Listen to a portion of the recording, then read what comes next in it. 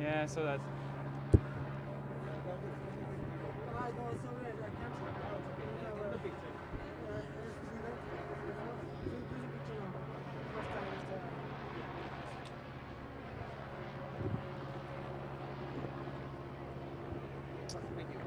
David, vous êtes décidément populaire.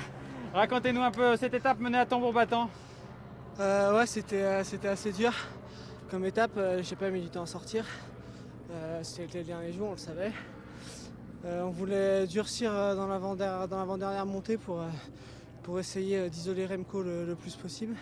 Parce qu'on savait que ce genre d'arrivée il pouvait être assez fort et au final, merci Steph.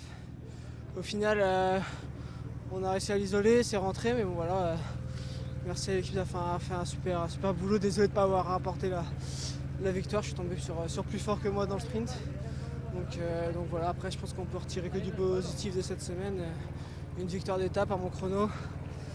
Aujourd'hui encore les jambes qui répondaient bien, donc c'est de bon augure vis-à-vis de l'objectif qui est vraiment Paris-Nice. Juste, vous pouvez nous décrire un peu comment s'est joué le final? Remco, je pense, a voulu monter à son rythme. Et du coup, il voulait vraiment monter à son rythme sans se faire exploser le moteur. Donc, alors, je savais qu'il fallait le suivre. J'ai vu le premier tour, j'étais pas forcément le plus aérien du monde, mais ça allait quand même pas mal. Donc voilà, j'ai attendu, j'ai misé sur le sprint comme McNulty, comme tous les autres au final. Je pense qu'en termes de montée, on était plus ou moins tous pareils. Ils ont juste été plus rapides que moi et plus forts dans les 300 derniers mètres. Merci beaucoup, David.